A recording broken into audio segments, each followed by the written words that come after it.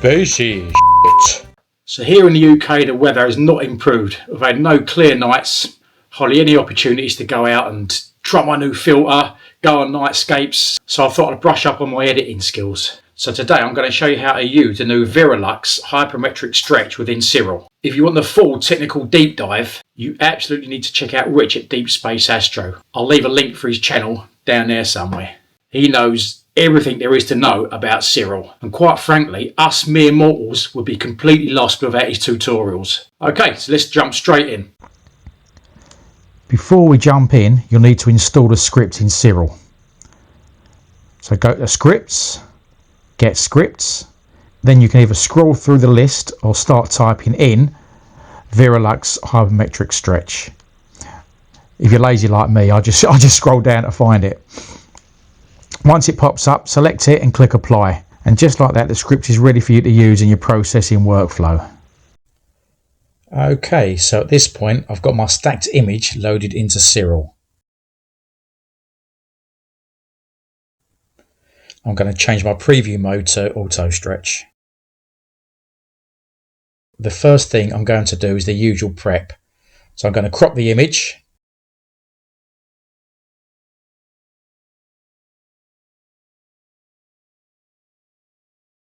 I'm going to remove the gradients. You can use whichever gradient tool you prefer.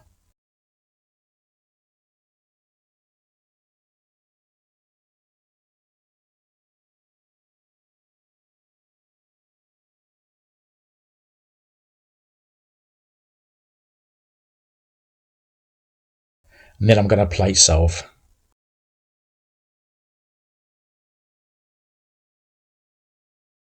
It's recommended to use the SCC, the Spectrophotometric Color Calibration. Now for some reason I can never get this to work on mine. Everything's updated, the database is up to date, and the local scripts repository is also up to date. In my case I have to use the Photometric Color Calibration. Now just a quick note on stars. This stretch won't blow your stars out, so you don't need to remove them first. However, for my personal taste, I still like to remove the stars to do a bit of star reduction, then add them back later. It gives me a little bit more control and keeps the focus on the nebulosity and the dust, etc. For the purpose of this video, I'm just going to keep the stars in. Once that's done, we're ready to stretch. Now, I'm going to switch back to linear view. I'm going to go up to scripts, Python scripts, processing, then open the Viralux Hypermetric Stretch.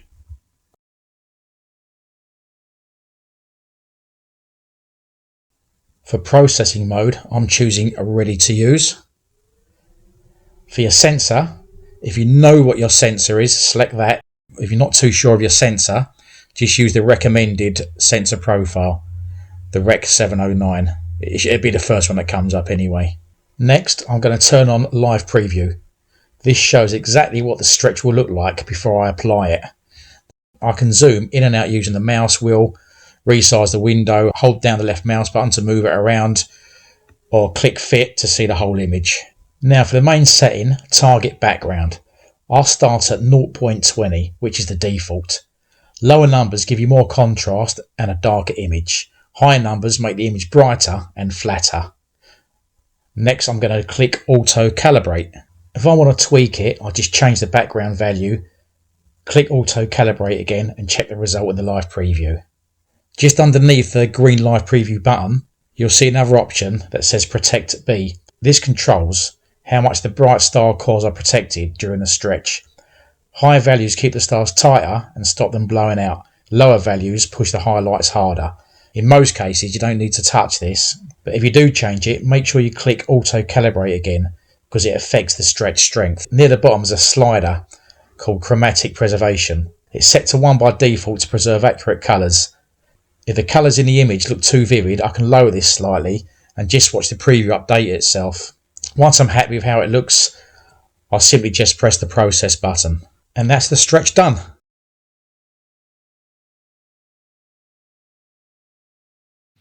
And that's it. That's a very quick tutorial on how to use the Viralux Hypermetric Stretch within Siril. And I hope this gets your images looking amazing with minimal fuss.